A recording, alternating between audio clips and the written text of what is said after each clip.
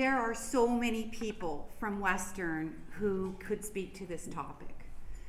When you look around the city and around the world and you think about people from Western, there are even people in this room that could probably do or talk about what I'm going to say. So I'm very grateful and I'm humbled that Sarah Dawson and her colleagues at Western Alumni invited me to speak about what makes a fulfilling career. It's an honor to share this opportunity with Paul Madden. And Paul, I couldn't help noticing how we have a lot in common. Is that right? Yeah, graduate 82, 3 sons.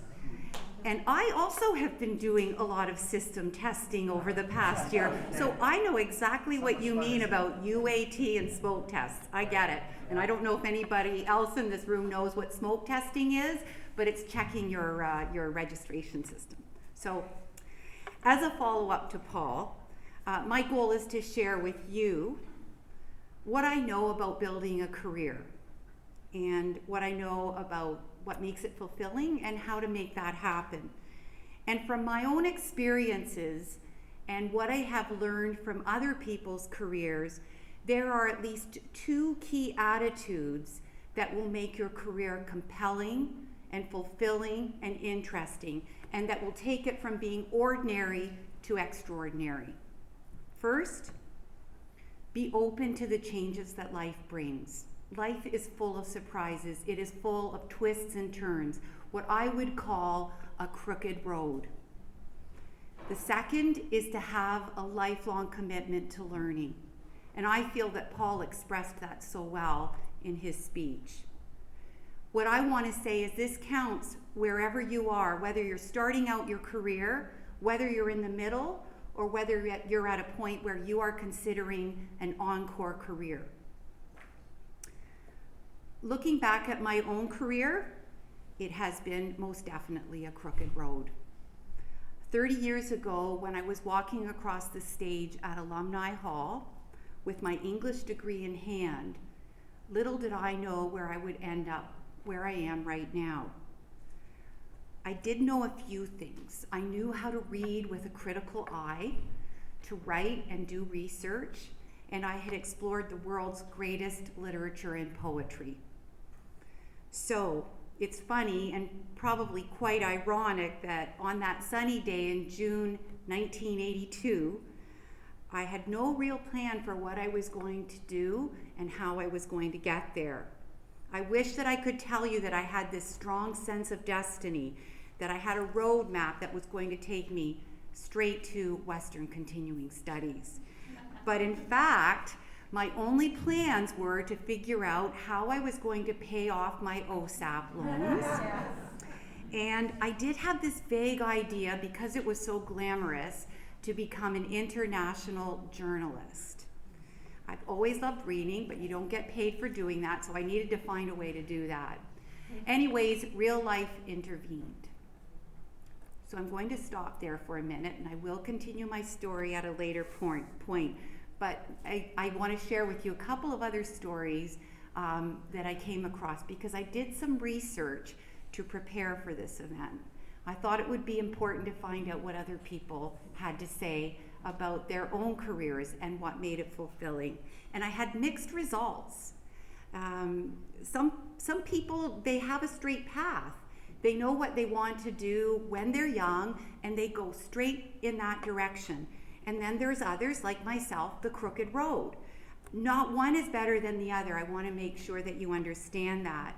And my research itself is completely anecdotal. So much of it comes from conversations over the last few weeks with people that I spoke to at my parents' 60th wedding anniversary. So that evening, there were many people that I hadn't seen for several years.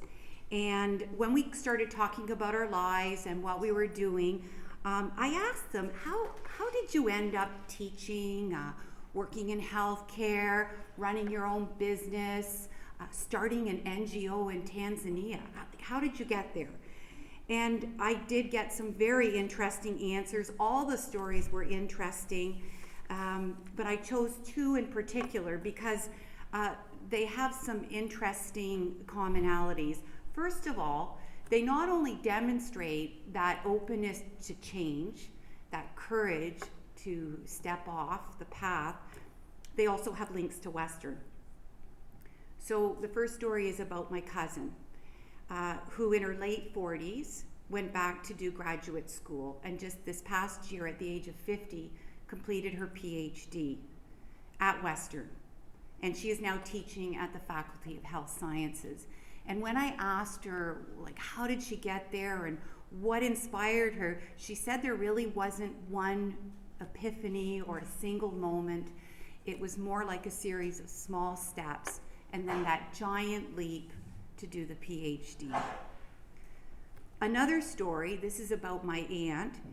She started out in the convent as a nun. And while she was doing her undergraduate degree in history, she made the decision to go into teaching. So she did get her degree in teaching and then her master's degree. She left the convent, and most of her career was involved in teaching children who are hearing impaired. And this was a very rewarding career for her. Then, a trip to Tanzania in her mid-50s. And this inspired her to found Project Tembo, which provides financial support for families in poverty to send their daughters to school. And this was a huge turning point for her. But again, she had no idea that her life would take her down this path. So I'll bring it back to my story. After 30 years and at least 6 different careers, I am definitely on the crooked road. What has made it most fulfilling for me, I can tell you that in one word: learning. And this is so appropriate when I consider my role at Western Continuing Studies. In my 20s and 30s, when I was moving from London to Sarnia to Kitchener to Sarnia to London and raising my family, I did a variety of jobs. I worked in retail management, I did public library service, I also did freelance writing. But the common thread through all those years was learning, always learning, on the job, in the classroom, and of course, raising 3 boys. So when we settled in London, I was hired at Western. I started my career there, and I've enjoyed 2 careers at the university. First as the communication manager, Western Retail Services, and now the director, Western Continuing Studies.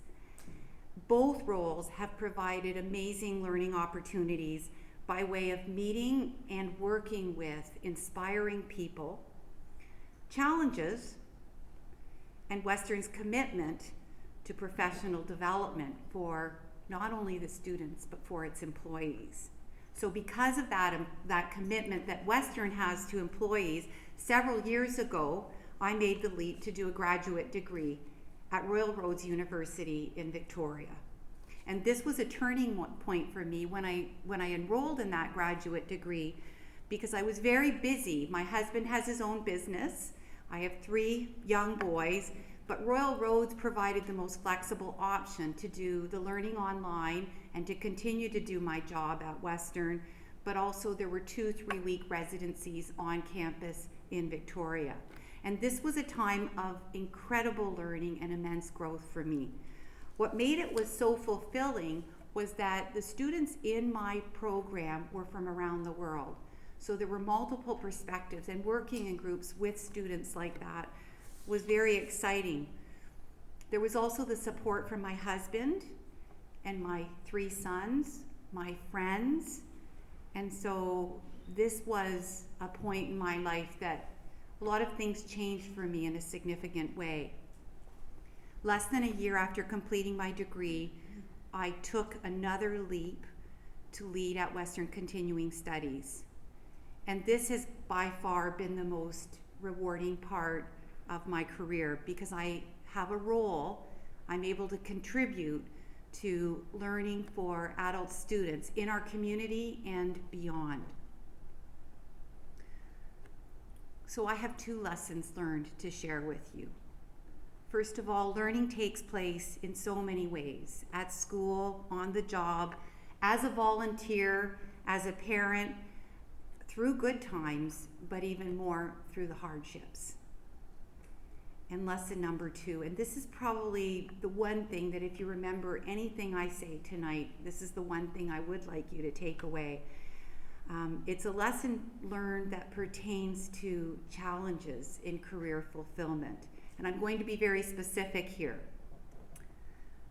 Since I was a young woman entering the workforce in the early 80s, I have become much more aware of the importance in supporting families, in particular young moms and dads, who are striving to keep their careers going while they raise their children.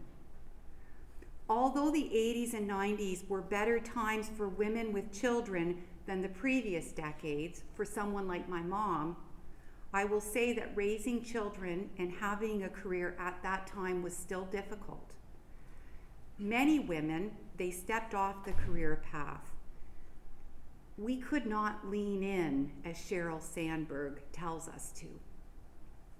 So if you are a colleague or a leader who works with a young mom or a young dad, my advice is that you do whatever you can in your workplace to make it family friendly, for the sake of your colleagues, for their families, and for our future. So on that note, I'd like to finish what I have to say with a literary angle.